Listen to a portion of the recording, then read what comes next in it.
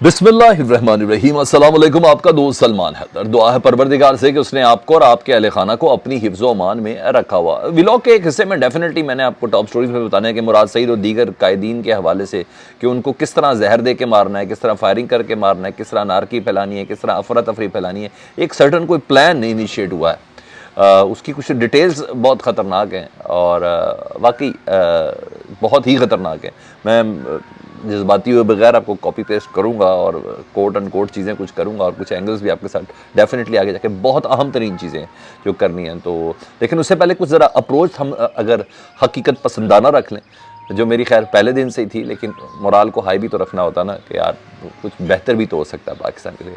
तो उस ज़रा अप्रोच के साथ अगर हम आगे बढ़ें तो रात को जो मुज़ाकरात हुए थे ना, जिसकी डिटेल्स हटने तो मैंने आपको सुबह बता भी दी थी, उन मुज़ाकरात में ना इत्तफाक इस बात पे तो हो गया था कि इलेक्शन पूरे मुल्क में एक साथ हो जाएं। पीटीआई भी इस पर इत्तफाक कर गई और निगरान हुकूमत के ज़ेरे निगरानी हो जाएं, इस बात पे भी हो गई थी। तारीख कौन सी होगी इस पर डेफिनेटली बड़ा ज़बरदस्त किस्म का इसी पे डेडलॉक है। पीटीआई चाह रही है बकरा ईद और मुहर्रम गुजार के यानी अगस्त के महीने में, और पीडीएम चाह रही है अक्टूबर के महीने में, क्योंकि उनको उमर अता बंदियाल साहब से डर लगता है कि उमर अता बंदियाल साहब होंगे तो इलेक्शन रिग हो सकता है या उन्होंने अपनी कुछ करना होगा। वैसे खैर उनके दिमाग में जो है, तो दोनों फ्री कैन जो लग रहा है इस वक्त डेडलॉक इसके ऊपर है और बज़ाहिर ये लग रहा है कि कोई अपने मौक़िफ़ से पीछे हटने के लिए तैयार भी नहीं है। और इसहाक डर साहब ने थोड़ा मुस्बत रवैया रात को दिखाया था और कहा था कि मुशावरत करेंगे, मगर बात नहीं है आगे। मैंने बोला ना, अगर अप्रोच रियलिस्टिक रखे तो पीटीआई ने रात को यानी शाह महमूद कुरैशी साहब ने ना मीडिया से बात की थी और बात करते हुए कहा था कि हम चूँकि इलेक्शन की तारीख पर हमारा इत्तफाक नहीं हो सका और ज़ाहिर बात सुप्रीम कोर्ट के बाइंडिंग्स हैं और इसलिए अब हम सुप्रीम कोर्ट के पास सुबह अपनी रिपोर्ट जमा कराएंगे, यानी आज पीटीआई रिपोर्ट जमा कराने जा रही है कि अब आप अपने फैसले पर अमल दरामद कर लें, अपना हुक्म दे दें। और यानी 14 मई की तारीख वाला होना चाहे तो 8 दिन के अंदर हो जाते इंतखाब, ऐसी कोई बात भी नहीं है। तो आज पीटीआई की तरफ से वो मुज़ाकरात की, मैंने कहा रियलिस्टिक अप्रोच है, तो सुप्रीम कोर्ट में रिपोर्ट जमा कराई जाएगी। मतलब बज़ाहिर मुज़ाकरात ख़त्म हो चुके हैं, वरना सुप्रीम कोर्ट से पीटीआई रजू ही ना करती ना। अभी अगर इसकी कोई कॉन्टीन्यूटी रिक्वायर्ड होती या कुछ ऐसी चीज़ें होती तो ना करती। तो सुप्रीम कोर्ट में जब रिपोर्ट जमा करा रही है ना, तो इसका मतलब है नहीं है, यानी अब जो कुछ भी करेगी सुप्रीम कोर्ट ही करेगी। और वैसे भी सुप्रीम कोर्ट मुंतज़िर भी थी कि किसी किस्म की कोई पेस्ट तो भाई हमें भी तो बताए ना क्या किया, क्या है मुशावरत के ज़रिए क्या है। इसलिए अभी तक उन्होंने ला समात का तहरीरी हुक्मनामा भी जारी नहीं किया था, जिसके ऊपर सारी बड़ी दुनिया लगी हुई है ना कि हम ज़रा देख लें कि क्या होता है। अब रिपोर्ट जमा होने के बाद सुप्रीम कोर्ट के पास भी कोई जवाब नहीं रहेगा, तो 14 मई की इलेक्शन पर अमल दरामद होता हुआ मुझे नज़र आ रहा है। शायद 2-4 दिन आगे पीछे हो जाए, लेकिन मुझे ऐसा ही लग रहा है। तो अब कुछ नहीं पता कि आज ही इस रिपोर्ट जमा होने के बाद अदालत को हुक्मनामा जारी कर दे और कोई समात करीब, यानी 1-2 दिन में कोई समात भी, ये 90 दिन के इलेक्शन वाली समात भी शुरू हो जाएगी, जिसकी अभी तक डेट नहीं दी गई थी। तो 1-2 रोज़ में ये मामला शुरू हो जाएगा। ये रियलिस्टिक अप्रोच है। उधर पाकिस्तान तहरीक इंसाफ का ज़मान वक्त में आला तरीन मुशावरती इजलास इस वक्त जारी है और बहुत इंपॉर्टेंट है और गैर मामूली भी है। और मैं कुछ लुबे लुबाब आपको बताता हूँ इस सिलसिले में कि जो एजेंडा है वो ये है। तो एक तो इन मुज़ाकरात की मुबैना नाकामी, मुबैना इसलिए कहता हूँ कि अभी यार एक मौका और दे देते हैं दिल को तसल्ली के लिए, लेकिन मैंने आपको शुरू में यही बता दें कि थोड़ी हकीकत पसंद अप्रोच रखनी चाहिए। तो अगर मुबैना नाकामी के बाद का लायामल क्या होना है पाकिस्तान तहरीक इंसाफ का एज़ अ जमात ना, तो अब उसका जायज़ा लिया जा रहा है। अब करना क्या है, सुप्रीम कोर्ट रिपोर्ट जमा हो गई और दबाव अब किस तरीके से बढ़ाना है, सुप्रीम कोर्ट पे भी बढ़ाना है कि सर देखें आपके कहने पे हमने किया, आपके कहने पे हमने ये शराइत भी मान लिया, आपके कहने पे ये सब कुछ हो गया जो आपने कहा। अगले ही अड़े में और अगले ये सब चीज़ें चाह रहे हैं, अगले आप ही की रिटायरमेंट का इंतज़ार करें, तो सर क्या करना है। तो बहरहाल मुज़ाकरा से कुछ नहीं निकला, ये सब चीज़ें तो सुप्रीम कोर्ट में जाएंगी ना, तो मतलब नेक्स्ट फेज़ के लिए मुज़ाकरात हो रहे हैं। तो मतलब वही नेक्स्ट फेज़ सड़कों वाला कि इमरान खान ने कहा मैं इनको बताऊँगा निकलना कैसे। तो इसीलिए वो जो यौम मई के दिन रैलियाँ निकाल के उन्होंने बता दिया था। दूसरी अहम और ख़तरनाक बात, वो इसलिए आम और ख़तरनाक बात है कि जैसे कहते हैं चोर की दाढ़ी में तिनका वाली बात आई है ना। कल रात से ना सोशल मीडिया पर ना कुछ आलाकार लोग, एक तो आलाकार होते हैं ना, एक उनके आलाकार लोग होते हैं। अच्छा, आलाकार लोग ना एक सर्टन माहौल बनाने की कोशिश कर रहे हैं जिसमें सरफहरिस्त वकार सत्ती है, रिपोर्टर है जियो के, मेरे कुलीग भी रहे हुए हैं, और उनका वजह मशहूरी तो आपको बहुत अच्छे से पता होगा। इमरान खान के ऊपर जो तौहीन मज़हब की हवाले से कुछ वीडियोज़ उन्होंने बनाई थी, जो PTV के ऊपर भी चली थी, वो जो तौहीन मज़हब के जो मामला थे, जो FIR थी जिस पे इनिशिएट किया गया था, वो उसी पे थी ना, जिस पे वो नवीद ने हमला किया, जो सो कॉल्ड जो बनाने की कोशिश की गई वज़ीराबाद पे। तो वकार सत्ती वही है।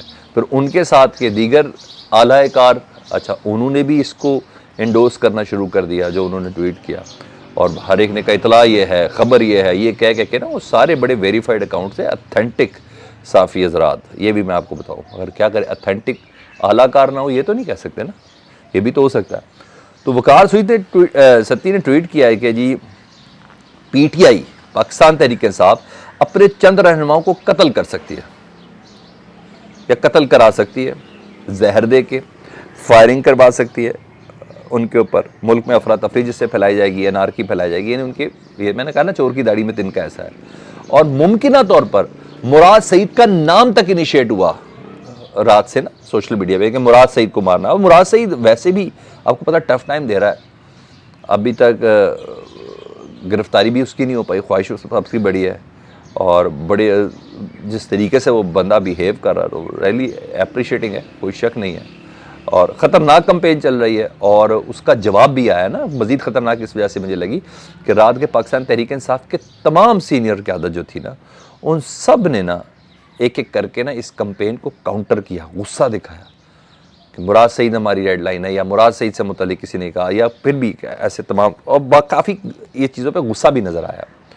और इमरान खान साहब वैसे भी मुराद सईद के हवाले से बहुत ज़्यादा कॉन्शियस थे, और इमरान खान साहब एक इंटरव्यू में कह भी चुके हैं कि मेरे बाद पाकिस्तान तहरीक इंसाफ की क़यादत मेरा बेटा नहीं संभालेगा, ISF का कोई बंदा संभालेगा, ISF में से होगा जो पाकिस्तान तहरीक इंसाफ की क़यादत संभालेगा। तो मैं वैसे ही बता रहा हूँ कि मुराद सईद ISF का फाउंडर है, ये भी आपने ध्यान में रखना है। मुराद सईद इंसाफ स्टूडेंट फेडरेशन का फाउंडर है। तो इन चीज़ों को काउंटर कैसे करना है, इस तरह की चीज़ें जो बहुत ख़तरनाक चीज़ होगी ना सर, कि आप PTI के ऊपर यही इल्ज़ाम लगा दें कि वो अपने कोई बंदों को मारने का प्लान किसी और का हो, कार्रवाई किसी और ने डालनी हो, और ऐसे ऐसे स्पूकी लोगों के साथ PTI का प्लान है तो वकार सत्ती को पता चल जाता है, और ये है वो है। भैया सर क्या हो गया आपको, इतना तो मुझे और आपको खैर अंदाज़ा। तो आज के इस इजलास में इस पर भी गुफ्तगू हो रही है कि कैसे इसको करना है। अब ज़रा इमरान खान साहब और केसेस, उनके केसेस से मुतालिक कुछ चीज़ें बताऊं तो एक तरफ तो इमरान खान साहब को तोशा खाना का जो फौजदारी केस है, जो जज ज़फ़र इकबाल साहब के बाद दूसरे जज जो आए, वो आज इमरान खान साहब के उस केस लगा हुआ था, तो रिलीफ उधर से तो मिला कि ख्वाजा हारिफ साहब जो इमरान खान साहब के वकील हैं ना, वो उधर नहीं आ सके, वो सुप्रीम कोर्ट के अंदर बिजी थे। तो बहरहाल तमाम फ़रीक़ैन ने मिल के ना इस पर राज़ीनामा किया, तो 5 मई की तारीख दे दी गई है तोशा खाना के फौजदारी केस के हवाले से। मगर दूसरी तरफ इस्लामाबाद हाई कोर्ट बहुत गुस्से में है ना, और वहाँ बगावत के केसेस है, वो डर्टी हैरी इमरान खान साहब ने कहा, फिर वो साइकोपैथ, वो जो सारे जो तमाम केसेस थे उनके ऊपर आज समाअत थी, 1-2 और भी केसेस थे। तो आज खान साहब ने पेश होना था, वो वहाँ पेश नहीं हुए। और इतला ये कि रात को वो शौकत खाना भी गए थे, चलने की वजह से, खड़े होने की वजह से उनकी टांग में स्वेलिंग हो गई है और सोजन हो गई है, तो इस वजह से वो नहीं गए। और कोई बोर्ड ने भी इसी तरह की बात बोली, मेडिकल बोर्ड ने। तो मगर बहरहाल इस्लामाबाद हाईकोर्ट ने 18 अप्रैल को ये कहा था इमरान खान साहब को कि 3 मई तक की जब ये इन्होंने ज़मानत दी थी ना, कि आपने तौसील लेनी है ना, तो आपको अगली ज़मानत में पेश होना होगा, नहीं तो ज़मानतें कैंसिल कर देंगे अगली समात में। तो आज तो जज साहब गुस्से हो गए, उन्होंने कहा आपने मुझे लोकल कोर्ट समझा हुआ है, तो आ जाएँ, नहीं तो हम ज़मानतें कैंसिल कर देंगे। अब या तो ज़मानत खारिज हो जाएगी इमरान खान साहब की, या वकील जो हैं उनके वो एफिडेविट देंगे कि इमरान खान साहब कल पेश हो जाएंगे, या कुछ भी होगा। तो बहरहाल जज साहब जो है ना, वो दिल पे ले गए इमरान खान साहब का नाना, इतना मुझे समझ आ रही है। हाँ, उधर स्पीकर कौमी असम्बली जो है, जिनका मैंडेट ही नहीं है, वो आजकल किसका जो मैंडेट है वो काम कर रहा है, जो ख्वाजा आसिफ सुप्रीम कोर्ट से रिकॉर्ड मांग रहे होते, यही है ना।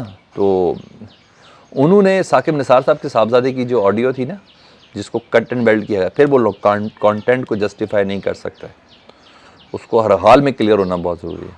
मगर ये FIA करे ना, ISI करे, MI करे, जो भी करे, स्पेशल ब्रांच करे। स्पीकर कौमी असम्बली नहीं, कौमी असम्बली के मेंबरान के ऊपर तहकीकाती कमेटी बना दी है। अब बर्जीस ताहिर क्या करेगा मुझे बता दें, रोहेल असगर क्या करेगा, अब दीगर भी कुछ लोग हैं, तो उन सब का मैं क्या नाम लूँ। मुझे बता दें, वो तो वैसे ही खून के प्यासे साकिब निसार के, हालांकि आपकी डोमेन हो ना, ये सारे हुकूमत के लोग तहकीक करेंगे साकिब निसार के खिलाफ जिसके खून के प्यासे हैं वो, ये बड़ी बात है। तो अब बहरहाल तहकीकातों को न्यूट्रल बंदा करता है यार, हमें तो यही पता है आज तक, मगर बहरहाल जिस वाह खैर है, मैं क्या बोलूँ, मेरे मुंह से कुछ भी निकल जाएगा। तो पार्लियामेंट का मैंडेट भी नहीं है, ये इंतज़ामी मामला ये हुकूमत ने करना था, ये मगर होना कुछ नहीं। हाँ, एक ज़बरदस्त किस्म का शुगल ज़रूर है पार्लियामेंट के अंदर लगेगा और मज़ाक़ा खेज़ तकरीरों के लिए एक मवाद हासिल हो जाएगा, और कुछ भी नहीं है, इसके अलावा कुछ भी नहीं है। तो बहरहाल उन्होंने ये काम किया है। उधर इलेक्शन कमीशन का इससे पहले कि सुप्रीम कोर्ट कोई फ़ैसला दे दे, उन्होंने अपने वकील इरफान कादिर साहब के ज़रिए ना सुप्रीम कोर्ट में दरख्वास्त नज़रसानी दायर कर दी कि जी हुकूमत ने पैसे पूसे नहीं दे तो क्या करें, तो वो फैसला देने से पहले प्लीज़ ज़रा दोबारा से देख लें, यानी फ़ैसला आने से पहले एक दरख्वास्त दायर कर दी है। ये सब चीज़ें चल रही हैं, और भी बहुत सी चीज़ें हैं और जो अभी इस वक्त पाइपलाइन में, जैसी मेरे साथ हुई मैं मज़ीद आपके साथ शेयर ज़रूर करूँगा। आपका बहुत शुक्रिया कि आपने चैनल देखा। अपना बहुत ज़्यादा ख्याल रखें। अल्लाहुम्मा सल्ली अला मुहम्मद व आले मुहम्मद।